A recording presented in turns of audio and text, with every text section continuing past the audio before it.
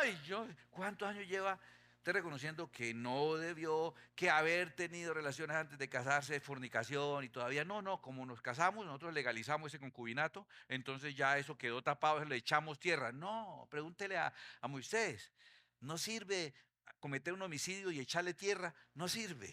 Después se desentierran las cosas solas. ¿Cuánto se ha demorado en reconocer que deshonró a sus padres? ¿Cuánto se ha demorado en reconocer que dañó la imagen de alguien, la honra de alguien? ¿Cuánto se ha demorado en reconocer toda la falta? Ah, pues esa misma demora va a afectar también el tiempo en el que la respuesta y el perdón venga de parte de Dios. Cuando uno responde y reconoce instantáneamente, el perdón de Dios también viene instantáneamente.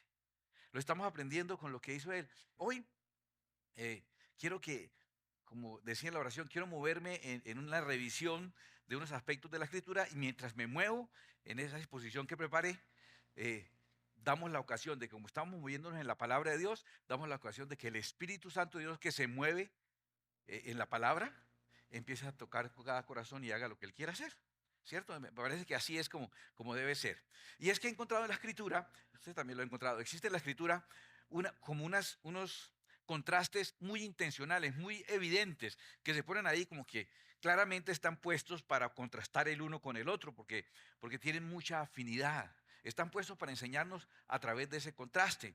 Y vamos a tomar algunos de esos contrastes con relación a esto que estamos aprendiendo sobre el arrepentimiento, la confesión, el perdón, que estamos tratando de aprender un poco más sobre eso. Hay unos contrastes muy claros. Y el primero que quiero hablar esta noche está en el Antiguo Testamento y es el contraste entre los dos primeros reyes que hubo en Israel. El primer rey que hubo, que fue Saúl. La forma en que él enfrenta sus errores está puesta muy en contraste con el segundo rey, el que lo reemplazó, que fue David. Entonces están puestos en tanta cercanía y son tan coprotagonistas el uno contra el otro, este matando, tratando de matar a este otro huyendo del otro. Están tan entrelazadas la vida que inclusive fueron suegro y yerno, o sea, muy entrelazados y están puestos en una actitud muy contradictoria, pero que enseña mucho el contraste de los dos. Vale, lo revisamos un poquitico, seguramente conocen las historias, no hay necesidad de contarlas todas, pero por ejemplo miramos el caso del rey Saúl. Saúl es una persona, bueno, Dios lo eligió, pero después nos enteramos que lo eligió a gusto del pueblo, porque cuando elige a David dice, he escogido un prójimo conforme a mi corazón. Hay dos interpretaciones de eso, que David era como el corazón de Dios. Complicado, ¿cierto? Complicado. Pero cuando dice que lo he elegido conforme a mi corazón, puede estar diciendo, lo elegí a mi gusto, ¿cierto? Elegí un prójimo conforme a mi corazón. No es que el prójimo sea conforme al corazón, esa posibilidad también la hay, sino que la elección fue conforme al corazón de él. O sea, lo elegí a mi gusto. Y si él dice que eligió a David a mi gusto, quiere decir que a Saúl lo escogió a gusto del pueblo. Y usted mira, sí, el tipo era altísimo, de hombros para arriba sobresalía a todos. Tenía cara como para poner en una medalla, o sea, el tipo era un rey, era pintoso, era guerrero, era valiente, y entonces fue escogido, porque el pueblo fue el que pidió rey, Dios ni quería que tuvieran rey, pero como pidieron, pues les escogí uno a gusto de ustedes. El hombre tenía muchos problemas, un buen ejercicio para los que están estudiando psicología y cualquier tipo de ciencia relacionada con el comportamiento humano, la vida de Saúl. Qué personaje tan interesante a nivel de sus conflictos personales, a nivel del problema de su ego, a nivel el problema grande de él era esa variación extrema que tenía de carácter. Él era definitivamente una persona totalmente inestable, así como estaba hoy. Ay, mi hijo lo quiero a David, ¿cierto? Y venía y lo abrazaba, así también le mandaba una lanza para atravesarlo. Entonces él como que no sabía, este viene, ¿será que me va a abrazar o me va a matar? Y hay mucha distancia entre esas dos actitudes. Entonces uno no sabe qué hacer en una situación como esa. Saúl es muy rico en cuanto a las crisis y los problemas los celos en los que vive, lo ambicioso que es. Realmente es un bonito ejemplo de alguien que es bipolar. El mejor ejemplo que hay de alguien bipolar es Saúl, porque Saúl era bipolar, a veces era bipolar, a veces no. ¿Sí? Por eso era el mejor ejemplo de bipolaridad que puede haber. Por ejemplo, en sus errores, en sus grandes fallas, revisemos esas grandes fallas. Una vez está narrada en 1 de Samuel 13, que él ofrece un holocausto, lo cual es un sacrilegio, lo cual era un abuso enorme porque no estaba permitido a un rey hacer funciones de sacerdote, no le correspondía a él, pero él lo hizo. Y cuando se encuentra con él, el sacerdote, el profeta, y cuando Samuel viene y le dice y lo saluda, el hombre viene. O sea, mire este tipo de personas con relación a sus errores. Como le digo, yo sé que el Espíritu, sé, es lo que he pedido y es la única forma que salgamos bien de esta sesión. Que sea el Espíritu el que hable a cada persona. Hay personas que actúan así, hay personas que como que no son ni siquiera conscientes de lo que están haciendo. Y uno los ve como tan tranquilos, tan relajados, uno dice, ¿de verdad? ¿En serio? ¿Hizo eso y no se da ni cuenta? ¿De verdad? ¿De verdad dijo que íbamos a transportar gas por las líneas de la luz? ¿En serio? No, y no como que no, después sale con otra peor. O sea, ¿qué está pasando? Así era este rey también, extremo. Él vino a que lo felicitara Samuel.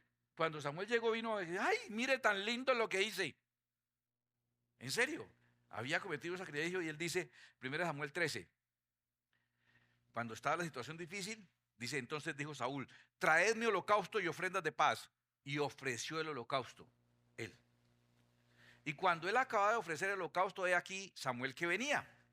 Y Saúl salió a recibirle para saludarle. Él está contento, él cree que hizo muy bien.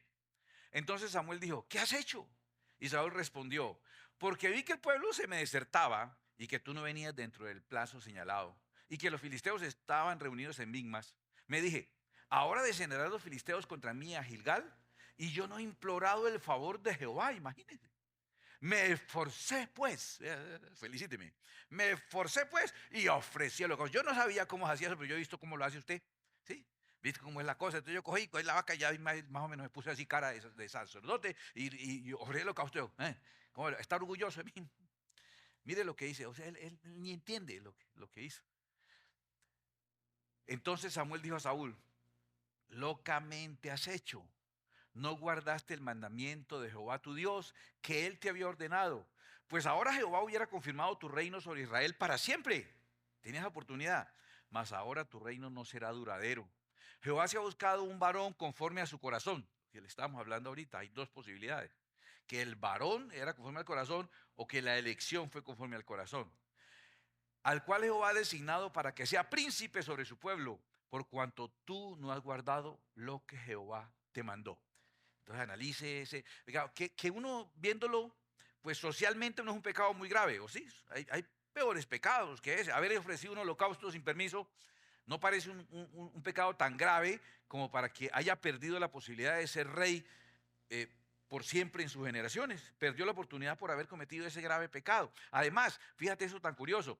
Tomando los versículos anteriores, dice, entonces Samuel dijo, ¿qué has hecho? Y mire lo que Saúl dijo. Y Saúl respondió, porque vi que el pueblo se me desertaba. Número uno. ¿Quiénes eran culpables ahí? El pueblo, porque ¿para qué se desertan? También uno como rey, pues ve que la gente le desierta. No te... Y que tú no venías dentro del plazo señalado. ¿Quién es el otro culpable? Samuel, ¿cómo es que no viene? Usted dijo que venía tal día y no llegaba. ¿Cómo es que no? Y que los filisteos estaban reunidos en Migmas. Fíjate esto tan especial. Vamos a versículos anteriores. Y él esperó 7 días conforme al plazo que Samuel había dicho. ¿Es verdad o es mentira lo que está diciendo aquí? Que tú no venías dentro del plazo señalado. ¿Dijo mentira Saúl? No, dijo la verdad. Dijo tal día viene y él esperó hasta ese día. Dice, pero Samuel no venía a Gilgal y el pueblo se desertaba. ¿Es verdad eso que él estaba diciendo, que el pueblo estaba desertando? Oiga, dijo verdad también. Mire un versículo más anterior. Entonces los filisteos se juntaron para pelear contra Israel. 30,000 carros. Imagínate, va a pelear y vienen 30,000 carros. 6,000 hombres de a caballo. Y pueblo numeroso como la arena que está a la orilla del mar. Y subieron y acamparon en Migmas al oriente de Bet-Aven. ¿Es verdad lo que dijo Saúl? Que los filisteos estaban reunidos en Migmas. ¿Se da cuenta que Saúl no dijo ni una mentira? O sea, ¿el pecado fue ser mentiroso? No, es mentira, no dijo. Entonces, ¿cuál fue el pecado de él? Claramente, 1 Samuel 13:14 dice, por cuanto tú no has guardado lo que Jehová te mandó, lo que era un desobediente. No era mentiroso, desobediente. Y costó muchísimo. A mí este caso me hace recordar el primero de todos los casos, el que tiene que ver con la serpiente.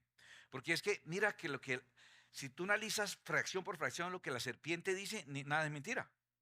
¿Cierto? Porque la serpiente le dice, no moriréis. Le dijo la serpiente, no moriréis. ¿Comieron la fruta y se murieron? No, bueno. Entonces de repente dijo, no moriréis. Sino que sabe Dios que el día que comiereis serán abiertos vuestros ojos. Lo segundo que digo, serán abiertos tus ojos. ¿Qué dice después del libro de Génesis 3? Dice que comieron de la fruta y ¿qué? Y le fueron abiertos sus ojos. O sea, segunda verdad que la serpiente dijo. Y seréis como Dios sabiendo el bien y el mal, o determinando el bien y el mal, como nosotros lo sabemos. ¿Qué dice al final? Dice Dios, ahora el hombre es como uno de nosotros sabiendo el bien y el mal. Y por eso lo echa del huerto. O sea, las tres cosas que dijo la serpiente, de alguna manera, cada una por separado era verdad, pero uno puede acomodar todas las verdades para conformar una buena mentira o para engañar a alguien a punta de verdades. Uno puede decir cosas que son verdad y no necesariamente estar haciendo algo que es verdadero. ¿Cuál fue entonces el pecado realmente de Adán y Varona? Desobediencia. Mira, mira, tremendo esto. Qué grave esto. Qué grave que así digas cosas que son correctas y te llevan a desobedecer. Es un pecado tremendamente grave. Y eso fue lo que ocurrió aquí con Saúl. Y no fue la única vez. El capítulo 15 nos cuenta ahora otra cosa que ocurrió. Dios los mandó a pelear contra los amalecitas, contra Amalek. Algo que seguramente vamos a estudiar pronto, pero he tenido miedo de meterme en ese tema de lleno. Pero si el Señor me da permiso, nos metemos pronto. Es el tema de la lucha de las simientes. La simiente de la mujer contra la simiente de la serpiente. Eso le va a explicar a uno un montón de guerras que uno no entiende. ¿Y por qué niños? ¿Y por qué personas? ¿Y por qué animales? ¿Y por qué esto? ¿Cierto? Va a entender uno que hay una lucha genética de un ADN versus otro ADN ahí para entender. Y Dios le dijo a Saúl por orden que tenía que destruir a los amalecitas, matar a todos, inclusive los animales y sobre todo que no fuera a tomar cautivos, porque para un rey era muy elegante. Llevar cautivos era como llevar como trofeos, trofeos de batalla. ¿Y sabe qué era el máximo orgullo de un rey? Llevar de cautivo y poner de sirviente de él al otro rey. Había uno que le quitaba los pulgares y los ponía a comer migajas que caían en el piso. Y él era el rey de no sé dónde y ahora trabaja para mí. ¿Sí me entiende? Debe ser tremendo para una persona muy orgullosa, diciendo, no, es que el que me arregla aquí los computadores, Elon Musk, pero yo ya lo tengo ahí para que me haga mantenimiento. Imagínense eso, tener a alguien poderoso al servicio de uno. Entonces Dios le dijo, no vaya a tomar cautivos. ¿Sabes qué hizo él? Trajo cautivo al rey de Amalek como un trofeo de batalla. Y lo mejor del ganado que encontraron, y Dios le había dicho que no. De nuevo la desobediencia. Que acabara con todo eso, que no tenía que perdonar nada de eso. Entonces Samuel le vino y le dijo, ¿usted por qué hizo como una vez más lo que quiere, lo que le parece a usted y no lo que Dios le manda? Y en 1 Samuel 15:20 dice, Saúl respondió a Samuel, antes bien, como la primera vez. ¿Te acuerdas que dijo la primera vez? Me esforcé y eso casi no me sale bien lo del holocausto. Pero yo me esforcé y me salió, eso, lo más bonito es el holocausto que me salió a mí. Me salió mejor que los suyos. ¿Sí? O sea, el tipo ya, aquí también le dice, aquí le dice, antes bien he obedecido la voz de Jehová. O sea, no se lo hice más que eso. Y fui a la misión que Jehová me envió y he traído a Agag, rey de Amalek. ¿Dios le dijo que lo trajera? Dios le dijo que lo eliminara. Y he destruido a los amalecitas, mas el pueblo, ¿quién tuvo la culpa? El tuvo la culpa. ¿Quién tuvo la culpa? El pueblo otra vez. Mas el pueblo tomó del botín ovejas y vacas, las primicias de la maldición, del anatema. ¿Para qué lo tomaron? Para ofrecer sacrificios a Jehová, tu Dios en Gilgal. O sea, no, traemos las ovejitas para hacer holocaustos. Para Dios, ¿por qué lo trajimos? Ay, no, ¿qué tal? No, usted sí es desagradecido, ¿no? Y vinimos para hacer una ofrenda bien bonita a Dios. De nuevo, ¿está viendo la actitud de él hacia sus errores? Usted está analizando ese tipo de actitud para si la encuentra en usted o en alguien, la puede identificar. Y Samuel dijo, mira esto tan interesante. Se complace Jehová tanto en los holocaustos y víctimas como en que se obedezcan a las palabras de Jehová. Ciertamente el obedecer es mejor que los sacrificios y el prestar atención que la grosura de los carneros. Porque como pecado de adivinación es la rebelión, y la adivinación es un pecado grave, la brujería. O sea, ser terco es como practicar brujería. Por cuanto tú desechaste la palabra de Jehová, Él también te ha desechado para que no seas rey. Mire el castigo tan tremendo. El Señor no se complace tanto en los sacrificios del holocausto como en que se le obedezca. Que a Dios le gusta que le cantemos, amén. Y que le ofrendemos, y que le sirvamos, y que vengamos a la iglesia. Pero ¿qué es lo que más le gusta, más que todo eso? que le obedezcamos y que pongamos atención a lo que Él nos demanda. Eso es lo que le está diciendo. ¿De qué sirve todos los sacrificios y holocaustos si no obedeces? Y por eso fue quitado como rey. Cuando analizas eso y te pones a pensar en la situación, en el 24, entonces Saúl dijo a Samuel, mire, yo he pecado, pues he quebrantado el mandamiento de Jehová y tus palabras. Véalo reconociendo, ¿no? Y tus palabras. ¿Por qué? Porque temí al pueblo. De nuevo, ¿quién era la culpa? El pueblo. Y consentí la voz de ellos. Perdóneme por haberle hecho caso a esa gente que me confundió y que me enredó y me engrupió. Esa gente me enredó. Perdona pues ahora mi pecado. Y mire, le dice, y vuelve conmigo para que adore a Jehová. Usted ve hasta ahora a Saúl y parece que está diciendo lo correcto y haciendo lo correcto. Y entonces Samuel dijo, no señor, usted es un desobediente. Y se fue a ir. Y cuando se fue a ir, entonces Saúl vino y lo agarró de la ropa. Y le dijo, yo he pecado.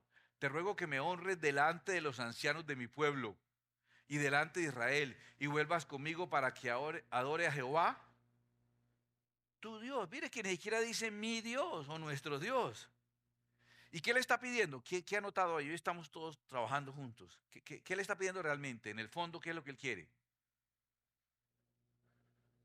Cuidar su imagen, ¿cierto? No, no, listo, sí. Uy, hermano, sí, tiene razón, la embarré, pero espere, hagámonos pasito. Eso no hay necesidad de hacer escándalo, hay que ser prudente. Eso no tiene que saberse. Manejemos las cosas. Yo he conocido a lo largo de mi vida cristiana gente que le preocupa más que el hecho de que se cometa un pecado, el hecho de que se sepa que se cometió un pecado. Y mientras no se sepa, todo va bien, porque nadie sabe. Pero lo que el Señor está mostrando, esa es una actitud tipo Saúl. A Saúl lo que le preocupa es que la gente se dé cuenta que él pecó. Dios, no, venga, hacemos la paparrucha. No dice así paparrucha porque no sé cómo se dice paparrucha en hebreo. Pero venga, hacemos así toda la paparrucha de que todo está bien, todos te queremos, nadie te odiamos y todo el mundo va para la casa. Después cuadramos aquello de la desobediencia, usted y yo. Y él se fue furioso y se le rompió la ropa afuera. Están ligados. Que lo agarró y le rasgó el manto. Era de mala calidad por ahí. Sí, la comprado por ahí. Forever 21. Y se le rompió. ¿Y sabes qué dijo? Todo furioso Samuel dijo, así como usted arrancó, Dios lo acaba de arrancar a usted del reino. Así. Y él, pues cosémoslo, cosémoslo. ¿Entiendes? Estás analizando la actitud, ¿cierto? Con relación a las faltas. ¿Cómo actúa él? Yo le digo que hasta socialmente no me parecen pecados tan graves. Resúmame los pecados de él. El número 1, ofrecer holocausto. Socialmente, pues no es tan grave, ¿cierto? El número 2, perdonar la vida al rey y a un poco de animales. Casi que socialmente pecados no son, ¿cierto? En cambio usted mira, el contraste que la escritura nos hace es nada menos y nada más con David. Y todos sabemos, no quiero repasarlo mucho, y me da pena con él. Y sobre todo que yo voy a llegar allá y él va a estar furioso conmigo, ¿cierto? Ya, suficientes enemigos tengo aquí, ya tengo allá cuando llegue. Va a decir, lo estaba esperando. Se la tenía montada, ¿cierto? Usted el tiempo contando, pero todos sabemos qué hizo. La vecina, eso. ¿Para qué? Grave, porque el hombre, primero que todo, no va a la guerra cuando debía ir a la guerra, ¿cierto? Segundo, ve a la vecina y la manda a traer. Se acuesta con ella, la embaraza siendo una mujer casada, esposa de uno de sus generales. Después, para ocultarlo del embarazo, expone al esposo para que lo maten los enemigos. O sea, lo mató por interpuesta persona, ¿cierto? Con la espada de los enemigos mató a uno de sus propios generales y quería que todo quedara así. La parte bonita, se lo he dicho muchas veces, es que como él fue criado con ovejas, los hermanos, los 7 hermanos, a él no lo querían mucho porque parece que él era por allá una escachada del papá. Y entonces los otros no lo querían. Y entonces él se crió solo y él hablaba era con las ovejas y jugaba era con las ovejas y participaba. Nadie más le paraba bola sino las ovejas. Entonces se dedicó a eso. Y para él una oveja, pues él tenía el significado de lo que es una oveja como mascota. Y entonces cuando vino Natán a hacerlo caer en cuenta, le contó la historia que les he contado tantas veces, que ahí a la entrada del pueblo, en las 2 fincas, había un señor que tenía miles de ovejas y enfrente había un señor que tenía una sola ovejita. Y al señor que tenía miles de ovejas le llegó una visita y dijo que quería un guisado de cordero. Y el de la finca que tenía miles de ovejas le hizo el guisado de cordero con la ovejita del de enfrente, la que consentían, la que le hacían el afro, la que le cepillaban, le echaban, le hacían el alicé, le ponían muñito, la sacaban a la ciclovía los domingos, la que salía en la foto, la que era una hermanita, le tenían nombre, moño, esa era una. Con Margarita hicieron el guisado de Margarita, imagínense. Cuando le contaban eso a David, David que creció con ovejas, se encolerizó y gritó, maten. Y usted estaba como rayado porque dice, mátenlo y que pague 4 veces, ¿no? Y si lo matan, ¿cómo paga 4 veces la oveja? Pero sino que a él le afectó mucho ejemplo. Y viene el momento exacto cuando enfrenta y Natán le dice, es que ese es usted. Les he dicho, esto ya lo dije, pero revísenlo, como estamos revisando. Tantas excusas que podía haber dado él, ¿cierto? Tantas, como vimos recientemente. Él puede decir, como dicen por ahí, es que el hombre propone y la mujer dispone. Yo la mandé a traer, pero amarrada no vino. Violación no fue, que si mal no recuerdo, violación no fue. Esa señora vino y entonces era el marido, ¿por qué la desatiende? Mire que lo mandé a traer y ni trayéndolo atendió a la señora. Ah, no, el que tiene tienda que la atienda o si no que la venda, ¿cierto? Porque todos esos versículos puede haber dicho él, ¿cierto? Él podía haberse excusado de muchas formas, de tantas formas que puede haber escuchado. ¿Y sabes qué es lo que dice? Vea, tan pronto le dijeron, ¿es usted? Pero es que es tan instantáneo. Tan pronto le dijeron, ¿es usted? Si hubiera sido Saúl, hubiera dicho, el pueblo, los filisteos, usted que no llegó. Lo que dice David, entonces dijo David a Natán, pequé contra Jehová. ¿Cuánto se demoró en reconocer que era él? Eso fue instantáneo. ¿Es usted? Presente, se oyó. Pequé contra Jehová. Esa respuesta rápida a reconocer el pecado, mire lo que causa. Y Natán dijo a David, también Jehová ha remitido tu pecado, no morirás. La remisión, la exoneración de ese pecado, también fue instantánea. ¿Qué tan demorado es el perdón de nuestros errores? Proporcional a lo demorados que somos en reconocerlos. Aprendimos una ecuación interesante. Ay, ¿cuántos años lleva usted reconociendo que no debió, que haber tenido relaciones antes de casarse es fornicación y todavía no, como nos casamos, nosotros legalizamos ese concubinato, entonces ya eso quedó tapado, le echamos tierra. No, pregúntele a Moisés, no sirve cometer un homicidio y echarle tierra, no sirve. Después se desentierran las cosas solas. ¿Cuánto se ha demorado en reconocer que deshonró a sus padres? ¿Cuánto se ha demorado en reconocer que dañó la imagen de alguien, la honra de alguien? ¿Cuánto se ha demorado en reconocer toda la falta? Ah, pues esa misma demora va a afectar también el tiempo en el que la respuesta y el perdón venga de parte de Dios. Cuando uno responde y reconoce instantáneamente, el perdón de Dios también viene instantáneamente. Lo estamos aprendiendo con lo que hizo Él. La forma en que... Ahora, honestamente, mire lo que estamos haciendo. Pecado de Saúl. Ofrecer un holocausto, perdonar la vida a un rey y perdonar la vida a unas ovejas y unas vacas. Pecado de David. Adulterio y homicidio, actuar intelectual de un homicidio. ¿Cuál es más grave socialmente hablando? Socialmente hablando, el homicidio y lo que hizo fue muy tremendo. ¿Por qué le costó a Saúl esos pecados que parecen menores? ¿Por qué le costó su reino y a David no? Mira, la forma en que uno reacciona cuando comete errores cambia las cosas. Eso es algo importante que tenemos que aprender. Porque es que no hay gente que comete errores y hay gente que no. Bueno, los muertos. Sí, los muertos no cometen errores. Pero el resto de los que estamos vivos, todos cometemos errores. Y si no hay unos que cometen errores y otros que no cometen errores, sino todos cometemos errores, la diferencia no está entre cometerlos y no cometerlos, sino cómo enfrentamos esos errores. Eso sí marca diferencia. Unos que esta es la hora y tienen la culpa a todo el mundo. Tienen la culpa a todo el mundo. Y que no le ven la gravedad y dicen, no, me esforcé antes, no, antes lo hizo fue bien. Antes lo hizo bien. Esa pobre señora tan desatendida ahí, pobrecita. Le hice un favor, debí cobrarle. Sí.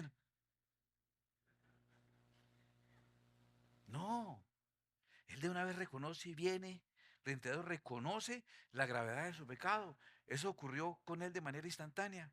En el Nuevo Testamento hay otros dos que están puestos en contraste para que entendamos la forma en que manejamos a veces nuestros errores y nuestras equivocaciones.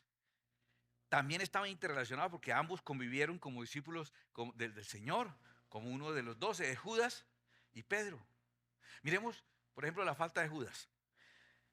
todo lo que se conocía como Judea, que llamaban la parte sur, pero realmente casi todo era llamado Judea en el tiempo del Señor Jesucristo, estaba bajo el Imperio Romano. Había habido una escaramuza hace unos 170 y pico años de los macabeos, que habían intentado liberarse del yugo romano. Y el sueño de muchos era algún día quitarse de encima a los romanos. De hecho, mucha gente que siguió a Jesús lo siguieron creyendo que él venía a quitarles de encima el yugo de los romanos. Así lo veían porque ellos tenían el concepto de un Mesías que era un militar, un líder estratega que venía a liberarlos. Por eso surgió, más o menos en el año sexto de nuestra era, un grupo que se conoce con el nombre de los celotes. Tengan claro, una especie de revolucionarios independentistas, fundamentalistas, nacionalistas, en pro de matar los romanos y quitarlos de encima. ¿Correcto?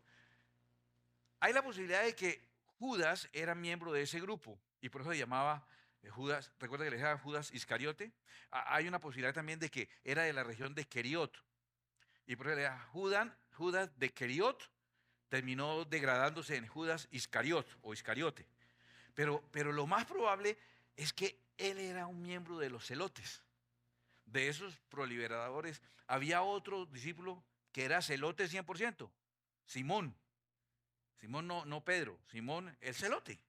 Era celote Simón el celote. Vea, acabamos de descubrir algo importante. Ellos fueron tremendamente, de hecho, quienes liberan a Jerusalén del dominio romano en el año 67 son los celotes. Y empieza toda la guerra del general Tito, que termina destruyendo a Jerusalén en el año 70. Fue por esa avance que tuvieron, esa guerra que generaron los celotes. Ellos huyeron hasta una región en el desierto de Judea, una montaña, una meseta que se conoce como Masada, que era un refugio, y ahí se escondieron hasta el año 73, que duraban esas persecuciones. 3 años después, hasta el 76, estaban sitiados por los romanos. Mire cómo es el carácter de los celotes. Cuando vieron que ya no había forma de escaparse de los romanos, más o menos 900 y pico, casi 1000 personas que estaban allá en ese refugio de Masada, cuando los romanos llegaron y tomaron la fortaleza, encontraron que todos se habían suicidado. O sea, miren lo que es un celote. El nombre significa originalmente celosos. Son practicantes de la Torá y celosos de la doctrina religiosa judía y celosos de que Israel no puede estar bajo el dominio de ninguno. Prefirieron morirse que rendirse. ¿Sí? Santanderianos, ni un paso atrás, ¿cierto? O sea, terquitos. Ellos primero nos morimos, ¿cierto? Y prefirieron morir. Casi 1000 personas encontraron ahí muertos después de semejante sitio que duró tanto tiempo y no se rajaron. Ahora, ¿por qué digo que posiblemente Judas era uno de los celotes? Porque era muy común que ellos usaran cierto tipo de arma. Un arma muy común, un arma que se podía esconder entre la ropa para hacer como atentados así ocultos contra civiles incluso, civiles que ayudaran a los romanos. Esa daga tenía una forma semicurva para poderla meter en la parte interna de la manga y pudiera usted medio doblar el brazo. Entonces tenía como esa curva así. Y si usted llegaba y cruzaba los brazos, podía sacar, no le estoy dando ideas, ¿no? Espera, oiga, mira, sí, no, sino que en ese tiempo como eran las túnicas así grandes, pues las podían guardar allá adentro. Esa daga se llamaba la sica, ¿correcto? Y a los que usaban esa arma para matar gente, o sea, pasaban desapercibidos y cuando menos se daban cuenta, ¡pra!, mataban a la persona que habían tenido como objetivo. Y entonces el término que utilizaban para nombrarlos a ellos eran los sicariot, de donde viene el término que usamos hoy, sicario. Ellos eran los primeros sicarios, mataban gente por encargo o por propósito de manera casi oculta, llevaban ahí el arma y cuando se daban cuenta, tome.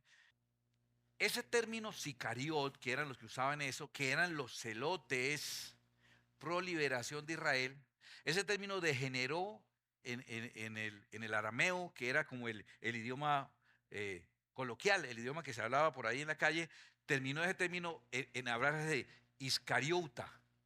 El término iscariota fue la degeneración del término sicariot. Y si tú miras el término iscariota, concuerda mucho con la pronunciación del apelativo que se le daba a Judas. Judas Iscariote. Todo eso para decirles, y usted dirá, ¿y a mí como qué me importa eso? ¿Sí? Lo de los sicarios sí me preocupó, pero el resto nada más no tiene nada que ver conmigo. Pero no, escuche, estoy diciéndole tratando de que depuremos la motivación de lo que Judas hizo. Yo tengo una teoría, es personal, usted no tiene que creer lo mismo que yo creo, para eso hay más iglesias. Pero, no, pero es una opinión personal, una opinión muy personal. Judas está anhelando la venida de un Mesías liberador, que venga a destruir a los romanos. Conoce a una persona y sabe que es el Mesías y lo ve que tiene la capacidad de detener tempestades, de calmar los vientos, de resucitar los muertos. Se da cuenta que tiene la autoridad absoluta y yo creo que Judas dice, ahora sí, le llegó el que era.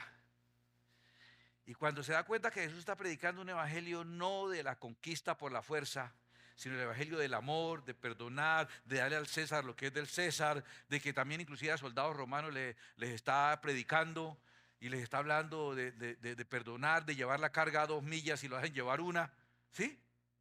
Judas empieza a decir, no, ¿qué pasó aquí? O sea, ¿qué pasó con nuestro libertador? ¿Qué está ocurriendo? Pero se da cuenta que con la facilidad más grande del mundo reúne 15, 20 mil personas fácilmente y les da de comer a todos.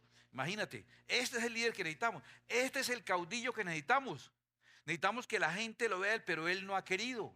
Y siempre le decían, Señor, ¿y cuándo es que vas a restaurar el reino de Israel? ¿Es en este tiempo? ¿Te acuerdas que le preguntaban? Ya, ¿cuándo es que empezamos lo de la matada de los romanos? Está como tarde y nosotros estamos como muy despacio en esto, no es como la hora como de empezar. Usted nos avisa cuándo, nosotros estamos aquí listos, ¿no? Nos avisa así cuándo es que empieza uno a matar romanos, que yo estoy listo.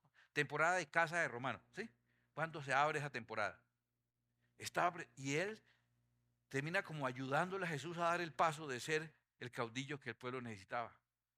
Yo creo que Judas estaba absolutamente convencido de que cuando arrestaran a Jesús, todo el pueblo que ahora había reconocido al Mesías, si él vio los milagros que hizo, si él vio al pueblo cómo lo seguía, si él lo vio caminar sobre el agua, si él vio tantas cosas, Judas dijo, el pueblo se va a sublevar todo cuando les capturen a su líder, cuando les capturen a su Mesías, ese va a ser el bombazo que necesitamos, el estallido social. Ese sí va a ser el verdadero estallido que necesitamos cuando capturen al líder.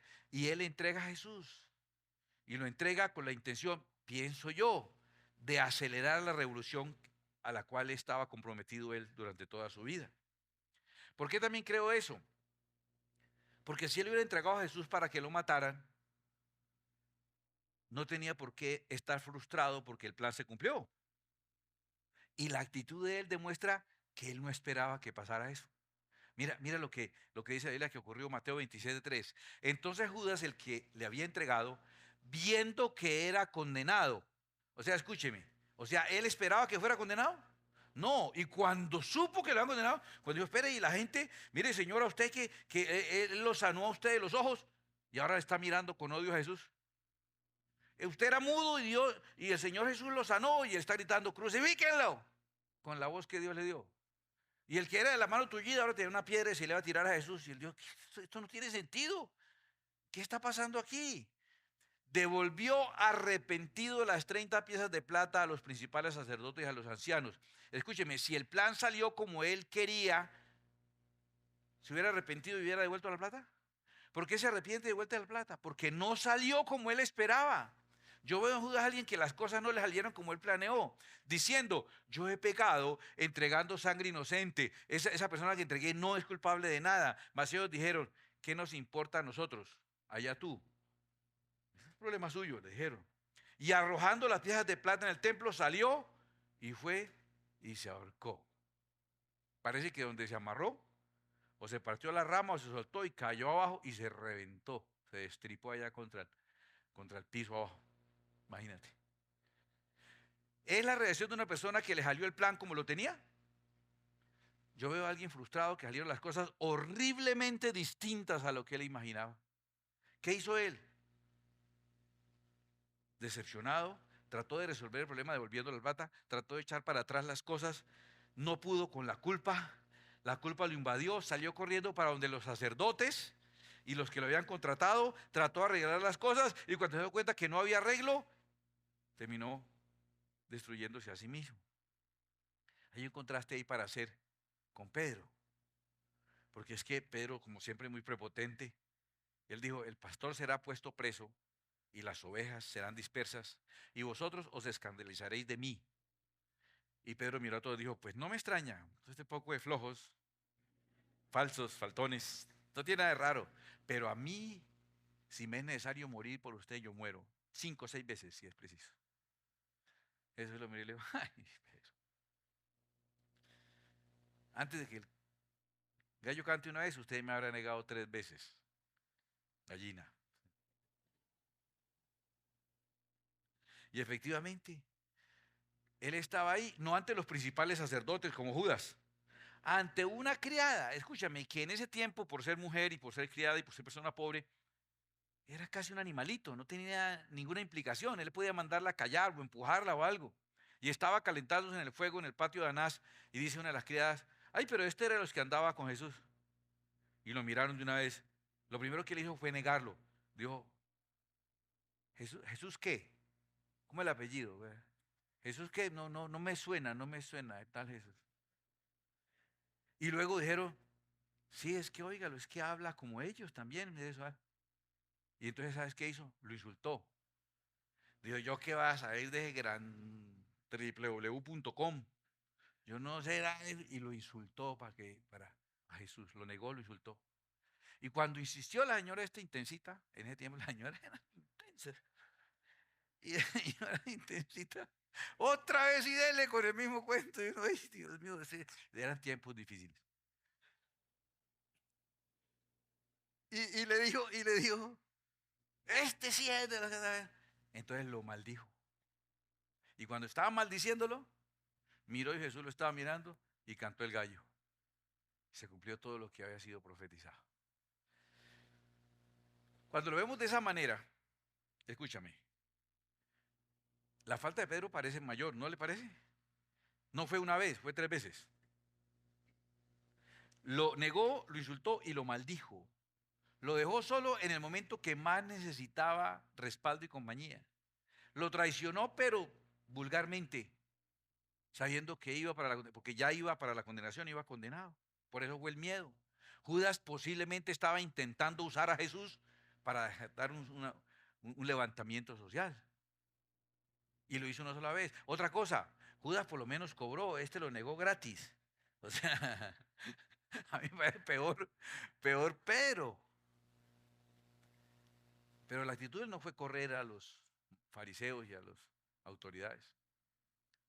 Cuando él regresa a pescar con otros 6 compañeros, están 7 pescando del mar de Galilea. No habían pescado nada, como la primera vez. ¿Te acuerdas que cuando encontró con Jesús la primera vez no habían pescado nada? Y él estaba furioso. Y él, que era furioso por naturaleza, viene Jesús hasta el borde del mar de Galilea y les grita desde ahí, hijitos, ¿tienen un pescadito que me vendan? Y Pedro dijo, ¿qué tal este? No tengo ni para nosotros. Y Juan se quedó mirando y Juan, que era muy cercano a Jesús, le dijo, Pedro, espere, no diga nada. ¿Cómo que nada? Que pescado no tenemos para nosotros y este es que pescado como para restregarnos nuestro fracaso en la cara. ¿Qué le pasa a ese tipo? Pedro, espere. Es el Señor que ha resucitado. Y tan pronto Juan le pasa el dato a Pedro. Pedro no era así muy de pillarse en detallitos, ¿no? Era medio brusquito, un poquito champosito, ¿sí? Y tan pronto le dijo, ese señor, Pedro lo vio. ¿Y qué hizo? Se puso la ropa porque se había quitado la ropa y con tu ropa se lanzó al agua y corrió a encontrarse con el Señor Jesucristo. Dice la escritura, Juan 21:7. Entonces aquel discípulo a quien Jesús amaba dijo a Pedro, Juan, como está escribiendo del mismo, él no dice, entonces Juan dijo, ¿no? Entonces, por modestia, no dice Juan, pero dice el que más quería a Jesús. Yo hubiera hecho lo mismo, sí, ¿verdad? Entonces aquel discípulo a quien Jesús amaba dijo a Pedro, es el Señor, Simón, Pedro. Cuando yo que era el Señor, se ciñó la ropa porque se había despojado de ella y se echó al mar. Y la siguiente escena, porque hubo quien dijo que se quería suicidar, que sí, por Dios, si en la siguiente escena ya está él de primero hablando con Jesús, quiere decir que se tiró al agua porque no esperó que ni siquiera que atracara el barco, sino que se botó con todo, se vistió y se botó y salió primero que el barco para encontrarse con Jesús. Y cuando se encontró con Jesús, viene esa famosa escena que todos conocemos en la que Jesús le pregunta si lo ama durante 3 veces. ¿Recuerda? Que es una restauración maravillosa, que no sucedió con Judas, que de pronto su falta pudo haber sido menor incluso, pero corrió para donde no era. Este hombre corrió en la dirección correcta. ¿Sabes que cuando uno la embarra, uno debe, lo que pasa es que uno viene de la educación de la chancleta en la que uno tiene que correr en dirección contraria y rápido, ¿sí? Pero cuando uno comete un error debe correr en la dirección de ese que ofendió. Escúchame, voy a explicártelo así. Una cosa es el remordimiento, que fue lo que terminó destruyendo la vida de Judas.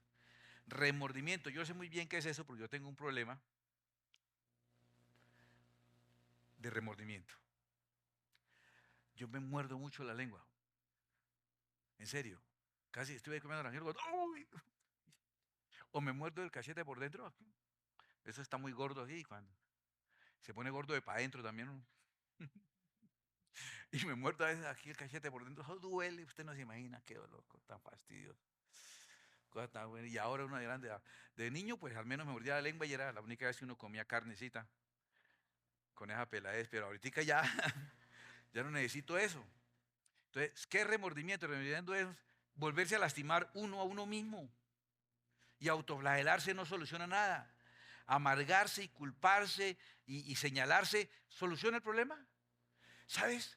¿Por qué no lo soluciona? Porque el remordimiento sigue girando en torno de uno mismo. El remordimiento, voy a decirle una cosa, y con esto ya casi cerrando, usted se va a llevar esto para analizarlo. El remordimiento y la culpa es egoísmo, porque está enfocado en uno mismo, en cómo yo me siento. ¿Cómo fui a hacer eso? ¿Quién? Yo. Ay, ¿cómo me siento de horrible? ¿Quién? Yo. Voy a hacer algo para resolver esto. ¿Quién? Yo. Y todo lo que está relacionado en yo, es egoísmo. Y el egoísmo nunca soluciona las cosas ni le agrada a Dios. Parece noble uno autoflagelarse, parece noble. Pero es en alguna manera esos que en la semana entrante van a ir de rodillas hasta por allá, sangrando y dándose látigo. Y usted dice, ay, qué personas tan nobles. Antes uno en la ignorancia creía que eso era digno, al Señor le ofende. Y uno entiende que la persona lo que está haciendo, ¿qué es? Figurar, figurar, figurar, mostrarse. Entonces es egoísmo, es ego. Autoflagelarse es ego, aunque no lo creas, ese remordimiento es que no me perdono haber hecho eso. ¿Cómo fui a hacer hecho eso yo? El remordimiento no soluciona nada porque sigue girando en torno a uno mismo. Es egoísmo puro. El arrepentimiento no te lleva a correr a solucionar lo que hiciste. No te lleva a culpar a otro para quedar limpio tú. El verdadero arrepentimiento, escucha esto, te lleva a encontrarte con el que ofendiste. Él que tú ofendiste. Judas corrió a resolver, pero reconoció que no se trataba de él. Él le importó fue lo que había hecho a su Señor. Recuerda que estudiamos la semana pasada esto, que la confesión es homologueo, que confesar es ver las cosas con la perspectiva, en este caso, del Señor. Ah, pues el verdadero arrepentimiento es ser capaz de ver las cosas desde la perspectiva del que ofendí. Voy a explicarte por qué. Escúchame esto es muy útil para tu vida espiritual primeramente, para tu vida social y relacional también. Porque muchas veces vienes a tratar de mostrar un arrepentimiento diciendo, no, mira, por favor, ya no sigamos discutiendo, dejemos así. Yo no me siento bien de estar cuando tú estás bravo, brava conmigo. Yo no estoy tranquilo, la verdad, me siento muy infeliz. Es que yo necesito, porque es que si no, no, ¿verdad? Sufro mucho cuando está brava. ¿De quién está hablando él? De él. Yo he oído cosas que parecen elogio. Yo no sé si estoy enamorado de ti o estoy enamorado de la persona que soy cuando estoy contigo. Y es, ay, tan lindo.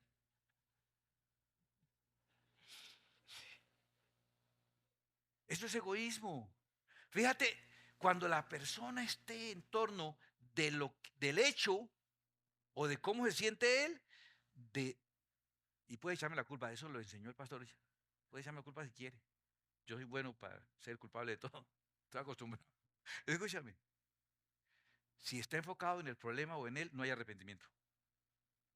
El arrepentimiento es cuando corres hacia la persona que ofendiste y ves la homologas y ves y vas a decir sobre todas las cosas, no es que yo me siento mal, es que reconozco cuánto daño te hizo eso que hice. ¿Cómo te afectó eso que yo hice? ¿Cómo te hizo daño realmente mi acción? No estoy enfocado en la acción o en mí, estoy enfocado en cómo eso afectó a la otra persona. Eso es correr hacia la otra persona. Arrepentimiento solamente hay cuando eres capaz de confesar, o sea, homologar, y hacer una actitud desde la perspectiva del otro. Porque es que la mayoría de las veces, fíjate, la mayoría de las cosas que se llaman arrepentimiento, y no son arrepentimiento, son remordimientos. Es la persona enfocada en él, en cómo le afecta. No, es que yo, mira, si no me perdonas, yo me muero, yo no puedo vivir sin ti. Y la otra persona feliz, ay, tan lindo. No, no, ¿de qué está hablando? Está hablando de él, la otra persona no importa. O sea, si yo pudiera vivir sin usted, ya me ha mandado a la porra, solo que la necesito, entonces. Y eso suena a arrepentimiento. No, mire, yo he intentado y no he encontrado a alguien como tú, he sufrido, la he pasado mal, no sabes cuán mal me ha ido, esto definitivamente no hay otro camino, yo no concibo la vida sin ti. ¿Quién? Yo. El arrepentimiento te lleva realmente a olvidarte de ti y a pensar en la persona. ¿Cómo realmente hiciste daño con esa calumnia, con esa maldad que le hiciste a alguien? Y tenemos las iglesias y la vida llena de gente diciendo, ay, qué pena haberle causado ese mal. Pero siguen pensando en ellos. Cuando tú logras, por eso el verdadero arrepentimiento, escuche, vimos la semana pasada, la verdadera confesión te lleva al cambio. El verdadero arrepentimiento también te lleva al cambio. Porque cuando te enfocas y entiendes el daño causado, quieres reparar y quieres restituir. Mientras tanto, simplemente quieres salir de un mal momento que tú estás pasando. Y eso no es arrepentimiento, eso es remordimiento, es acudir en la dirección correcta. Mire cómo lo dice el Señor, concluyo con esto. Isaías 55:7, que debíamos saberlo de memoria, ¿no?